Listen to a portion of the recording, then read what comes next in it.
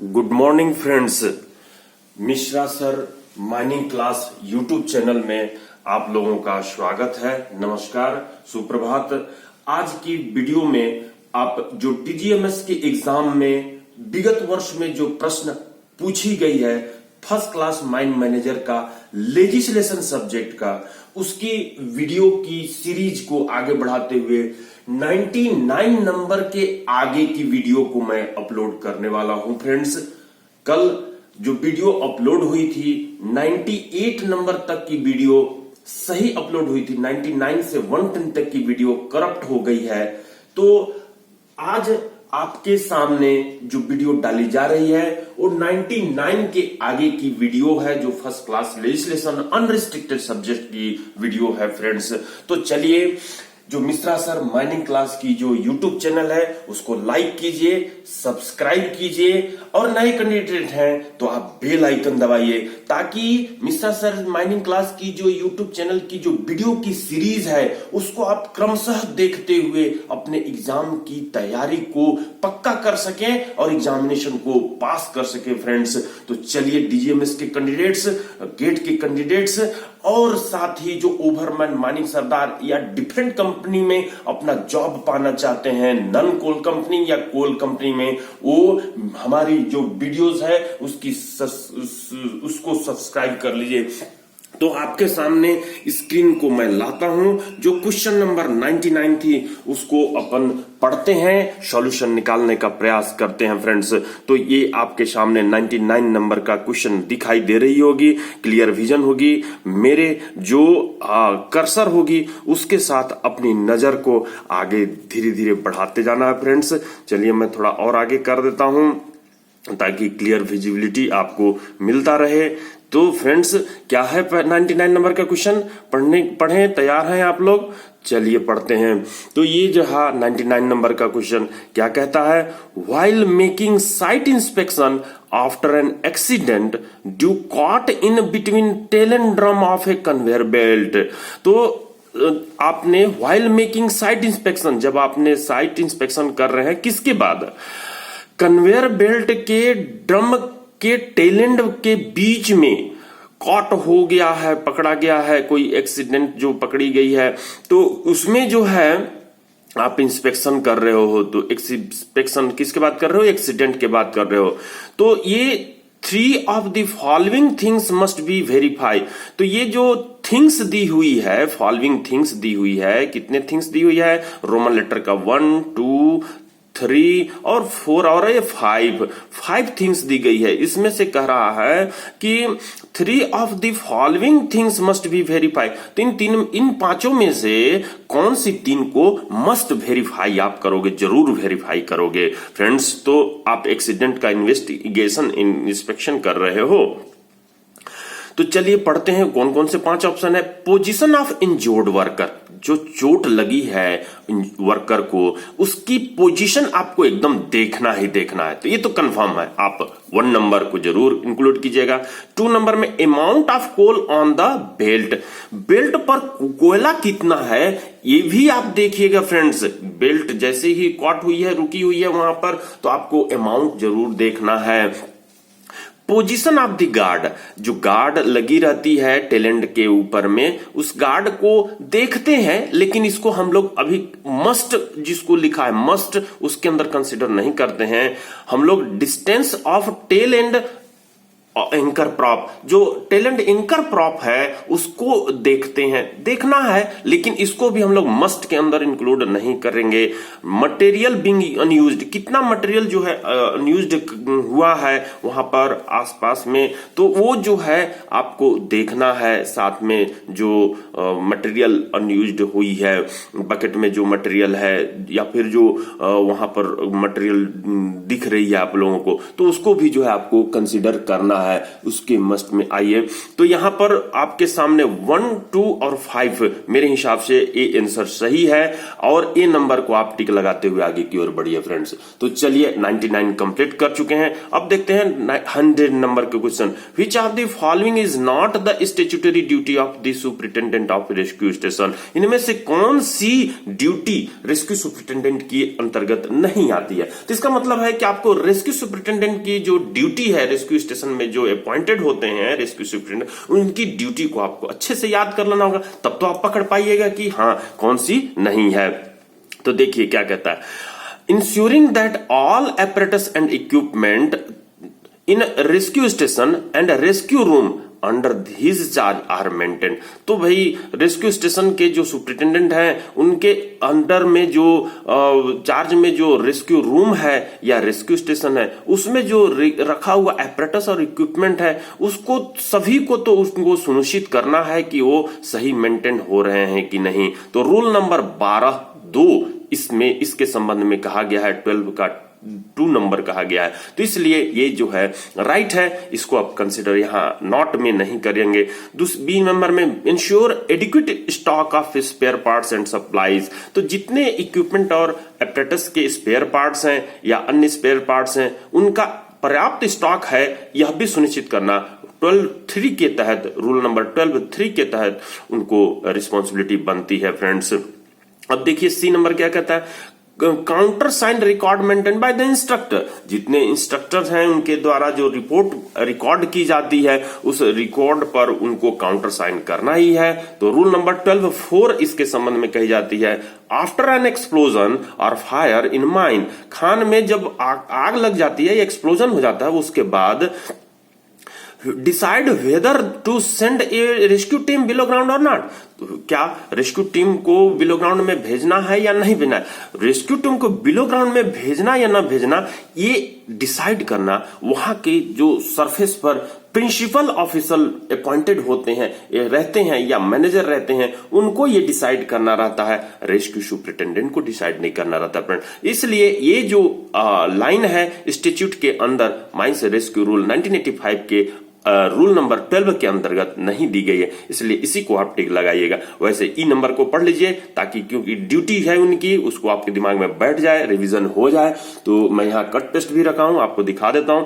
With in 3 days of completion of rescue recovery work, जैसे rescue recovery work आप complete करते हो उसके 3 दिन के अंदर RIM और CIM को रिपोर्ट भेजनी है। तो ये 12 का 7 जो सब रूल है उसके अंतर्गत ये भी बात कही गई है। तो duty and responsibility of rescue superintendent उसके एवरी सब रूल को 12 नंबर का जो सब रूल है उसको आपको याद रखना है friends.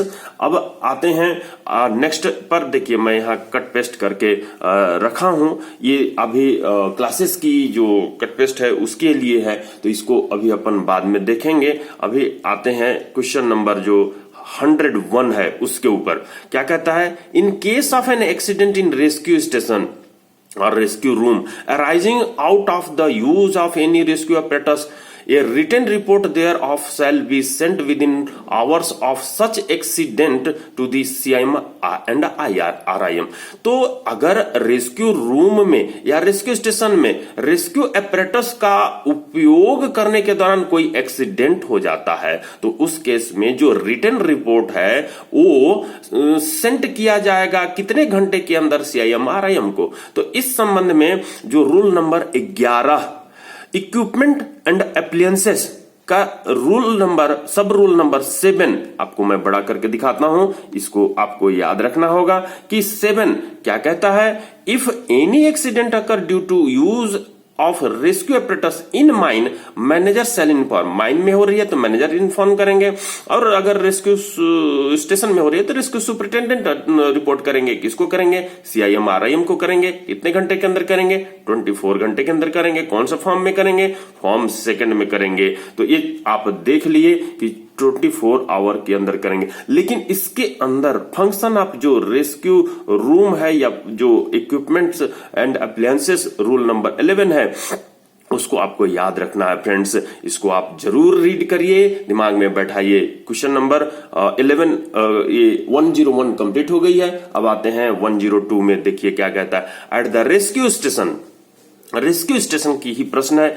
What equipment apparatus other than that given in schedule is recommended. तो यहां पर जो रेस्क्यू स्टेशन में कौन सी इक्विपमेंट apparatus आप रखिएगा जो schedule other than that given in schedule, जो शेड्यूल में दी गई है उसके अलावा। तो यहां पर क्या क्या रखी जाती है उसको आपको पहले दिमाग में रखनी होगी, जो कि रूल नंबर 11 का 1 का सब रूल जो 1 है उसके तहत रखने की बात है। तो ब्रीदिंग एपरेटस जो आपको पढ़ा रही होगी, मेरे को लगता है कि क्लियर पढ़ा रही होगी। अगर बड़ा करने के लिए बात है तो मैं बड़ा भी कर देता हूं थोड़ा, ये थोड़ी बड़ी हो गई। देखिए इसमें क्या कहता है कि ब्रीदिंग एपरेटस जो रखनी है 2 घंटे वाले सेल्फ कॉन्टेंट ब्रीदिंग एपरेटस कितनी रखेंगे, 54 रखेंगे। शॉर्ट ड्यूरेशन वाली जो ब्रीदिंग एपरेटस होगी वो 6 रहेगी। ये याद रखना फ्रेंड्स, इससे आपको बिना याद रखे काम नहीं चल सकता, एग्जामिनेशन आप पास नहीं कर सकते। एब्जॉर्बमेंट चार्जेस 2000 रखनी है, पूछता है इसकी संख्या, पूछ चुका है। रेसिस्टेटिंग एपरेटस जो रहेगी वो 12 रहेगी। स्पेयर सिलेंडर्स जो रहेंगे वो 8 रहेंगे। जो ट्यूब एपरेटस रहेगी उसमें प्रेशर टाइप जो विथ वेलो वाली होगी वो 2 होगी। स्पेयर हेलमेट्स रहेगी वो 2 रहेगी। प्रेशर टाइप विथ फैन रहेगा 1 रहेगा। यहां पर एंसिलरी इक्विपमेंट में ऑक्सीजन सिलेंडर 12 रखे रह जाएंगे। ऑक्सीजन पंप जो हाथ से ड्रिवन होंगे वो 4 रखे जाएंगे। ऑक्सीजन पंप जो पावर से ड्रिवन किए जाएंगे 2 रखे जाएंगे। बॉबिन मीटर 3 रखी जाएगी। फ्लो मीटर 2 रखी जाएगी। यूनिवर्सल जो टेस्टर होगी वो 2 रखी जाएगी। उसी तरीके से जो oxygen pressure gauge testing device जो होगी ए 2 होगी। ऑक्सीजन टेस्टिंग एपरेटस 1 होगी। एपरेटस टेस्टिंग टूल किट 8 रहेगी।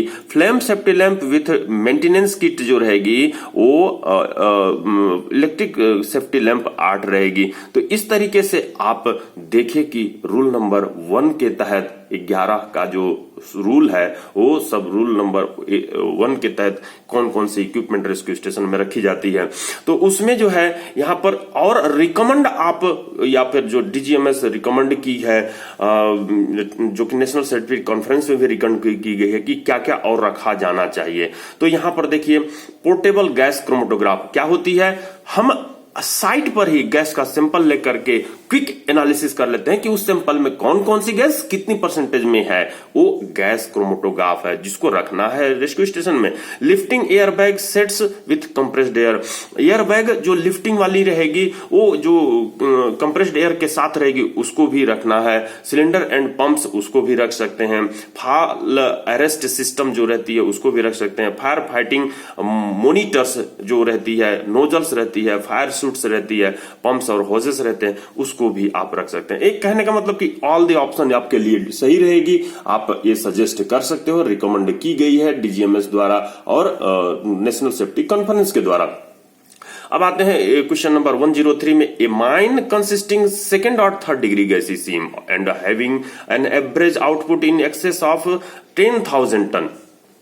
माइन है सेकंड और third degree gassy mine, second है या तो थर्ड है, यहां पर और कह रहा है सेकंड है या थर्ड डिग्री गैसी सीम है। And having an average output in excess of 10,000 ton. तो यहां पर जो है 10,000 टन से अधिक उत्पादन आप कर रहे हैं तो ventilation officer should hold minimum qualification of. तो वेंटिलेशन ऑफिसर की क्वालिफिकेशन, मिनिमम क्वालिफिकेशन क्या होगी ये पूछा जा रहा है फ्रेंड। ऑप्शन ए पढ़ते हैं, manager certificate not restricted to open cast mining only. B number, degree in mining engineering with first class manager certificate not restricted to open cast mining only. Diploma in mining engineering with first class manager certificate not restricted to open cast mining only. D number कहता है, degree in mining engineering with second class manager certificate not restricted to open cast mining only. तो यहां पर जो coal mines regulation 2017 का 31 का ए number आप पढ़िए और उसके बाद डिसाइड करिएगा कि ए नंबर जो है, a manager certificate not restricted to open cast mine only.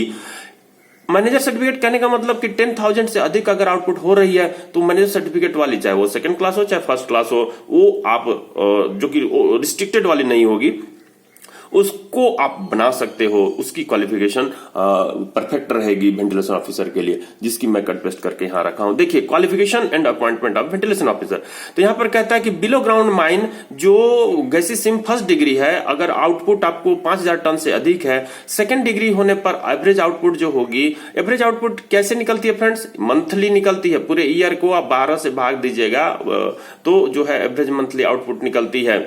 साथ ही तो यहां पर 2500 जो टन आप निकाल रहे हैं सेकंड डिग्री में, थर्ड डिग्री में, तो ये 2500 है।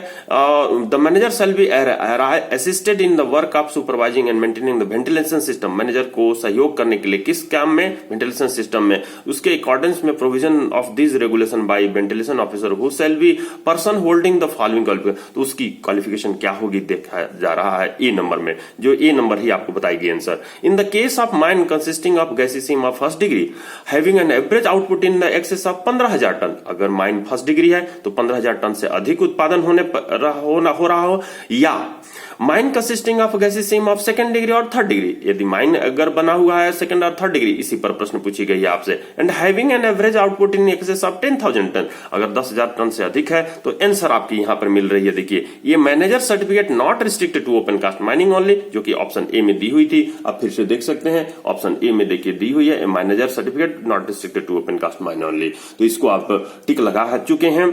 अब यहां पर बी नंबर को भी पढ़ लीजिए फ्रेंड्स, क्या कहता है, इन every other case, other case कहने का मतलब कि सेकंड डिग्री, थर्ड डिग्री या फिर और कोई केस है, तो उस केस में in every other case manager certificate not restricted to open cast mining only, तो मैनेजर सर्टिफिकेट रहनी चाहिए, not restricted open cast mining रहनी चाहिए, या डिग्री या diploma in mining and mines engineering recognised by the central government, तो degree या diploma वाली को भी जो है आप अपने माइंड में वेंटिलेशन ऑफिसर के रूप में अपॉइंट कर सकते हैं फ्रेंड्स।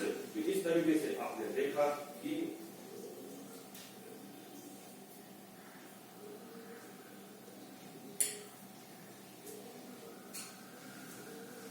इस तरीके से आपने देखा कि जो अपनी ये वेंटिलेशन ऑफिसर है वो डिग्री और डिप्लोमा वाला भी आप अन्य केस में अपॉइंट कर सकते हैं। नेक्स्ट बढ़ते हैं फ्रेंड्स, ये रहा 104, क्या कहता है, in a below ground mine where main mechanical ventilator is use, below ground mine है जिसमें एमएमवी यूज कर रहे हैं, the quantity of air shall be measured once in every, तो आप 153 रेगुलेशन स्टैंडर्ड ऑफ वेंटिलेशन का जो तीसरा पॉइंट है उसमें आप पढ़े हुए हैं कि मेन मैकेनिकल वेंटिलेटर से वेंटिलेट किया जाएगा खदान को, और उसके 2 और ई नंबर में कहता है, सब रेगुलेशन 2 का ई में कहता है, for insuring compliance with the provision of A B C D, कहने का मतलब कि एयर की क्वालिटी, क्वांटिटी, जो आप टेम्परेचर मेजर करते हैं, this sub regulation air sample and temperature reading shall be taken at least once in every 30 days, तो यहां पर 30 डेज डी नंबर को टिक लगा के आप आगे बढ़ सकते हैं।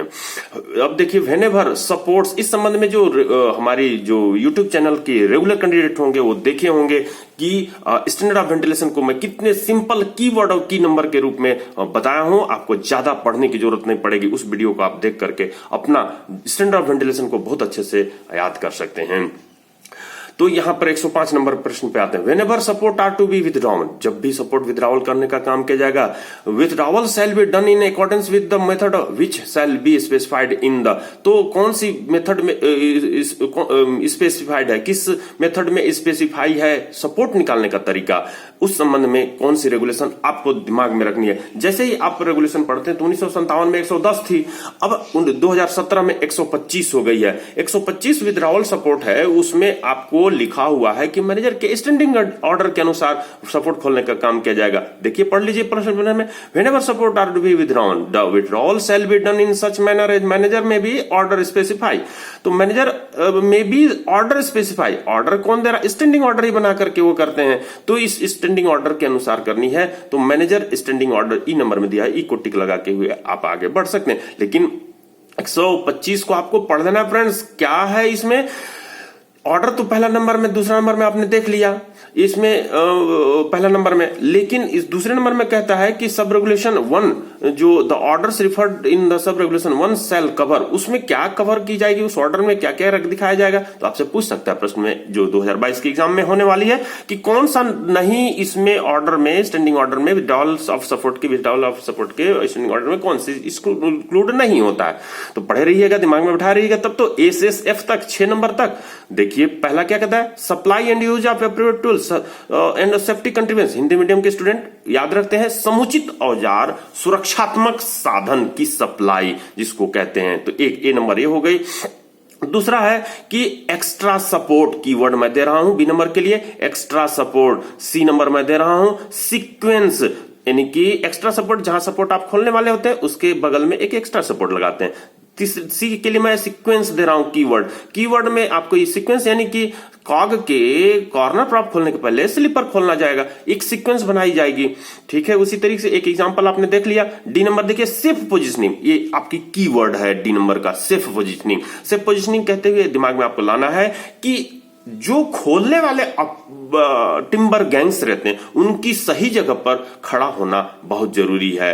तो ये डिसाइड करना है वहां पर जो सुपरवाइजर, अंडर मैनेजर, ओवरमैन या माइनिंग सरदार रहते हैं उनकी पोजीशनिंग को डिसाइड करनी है। ई नंबर में training of competent persons who are interested with the operation, मतलब इस काम में जो लोग इंटरेस्टेड होते हैं उन लोगों की ट्रेनिंग की व्यवस्था, कॉम्पिटेंट पर्सन की ट्रेनिंग की व्यवस्था आपको भी करनी है। ट्रेनिंग एक कीवर्ड है, सुपरविजन ये लास्ट वर्ड है जिसकी विथड्रॉल ऑफ सपोर्ट के लिए होनी चाहिए। तो ये कीवर्ड आप दिमाग में रखते हुए याद रखिएगा। क्या चीज, सुरक्षात्मक, पहले इक्विपमेंट, दूसरा एक्स्ट्रा सपोर्ट, तीसरा सीक्वेंस, चौथा पोजिशनिंग, पांचवा ट्रेनिंग और छठवां जो है सुपरविजन। तो ये हो गई 110 जो कि 125 बन गई है अब रेगुलेशन। अब आगे बढ़ते हैं फ्रेंड्स, क्या है 106 में, in case of an accident in a mine out of use of a rescue apparatus report to be sent to the RIM and CIM inform with in 24 hour. देखिए 24 आवर, वही प्रश्न फिर से पूछी गई है। अगर माइन में एक्सीडेंट होता है रेस्क्यू apparatus के उपयोग के दौरान तो इसकी रिपोर्ट मैनेजर भेजते हैं। किसको भेजते हैं, RIM CIM को। पढ़ चुके हैं हम लोग, इसको देख चुके हैं। तो माइन मैनेजर को टिक लगाते हुए आप आगे की ओर 11 का 7 नंबर में क्लियर किया हुआ था, मैं उसको पढ़ा चुका हूं, आपको बता चुका हूं। 107 में आते हैं friends, what actions are required to be taken for improvement in status of surveyors appointment under CMR 2017। 2017 के जो अंतर्गत सर्वेयर की अपॉइंटमेंट होती है उसमें उनकी स्टेटस का इंप्रूवमेंट करने के लिए, स्तर को इंप्रूवमेंट करने के लिए, क्योंकि ये बहुत बड़े की पर्संस होते हैं हमारे खदान के लिए, कहा जाए माइनिंग की आंख होते हैं सर्वेयर्स। तो उनके स्तर को ऊंचा करने के लिए क्या एक्शन रिक्वायर्ड है। तो यहां देखिए क्या कहता है, involvement of surveyor planning and designing work, एकदम करिए उनको, प्लानिंग डिजाइनिंग वर्क में इन्वॉल्वमेंट करिए, जरूर करिए, जो स्टैट्यूट में शामिल होना चाहिए। Provision of suitable organisation cadre scheme like creation of surveying engineering surveying officer. तो ये सुटेबल ऑर्गेनाइजेशन कैडर स्कीम के तहत ये प्रोविजन लाइए क्या, कि सर्वेइंग इंजीनियर का क्रिएशन हो, सर्वे ऑफिसर का क्रिएशन हो। बहुत अच्छी बात है, होना चाहिए। Involvement in accident investigation and inquiry, तो उनकी इन्वेस्टिगेशन जो इंक्वायरी करते हैं एक्सीडेंट का, उसमें इन्वॉल्वमेंट एकदम श्योर होना चाहिए। Introducing senior officer certificate for competency examination, senior officer certificate की इंट्रोड्यूसिंग होनी चाहिए। DGMS की जो एग्जाम ली जाती है उसके द्वारा, जो एक सर्वेयर की एग्जाम देते हैं और उसके बाद वो प्रमोशन पाते जाते हैं अपने वर्क एक्सपीरियंस के साथ। तो चलिए friends, all the correct answer को आप लगाते हुए यहां पर मैं विराम लेता हूं। मैं 108 नंबर के बाद की क्वेश्चन को अपलोड करूंगा। तुमिसा सर माइनिंग क्लास की जो यूट्यूब चैनल है उसको लाइक कीजिए, सब्सक्राइब कीजिए और कमेंट्स जरूर दीजिए फ्रेंड्स कि क्या आपको पढ़नी है, क्या आपका डाउट है। तीसरी चीज कि आप नए कैंडिडेट हैं तो बेल आइकन को जरूर दबाइए ताकि हर वीडियो को आपका नोटिफिकेशन पहुंच जाए। धन्यवाद फ्रेंड्स।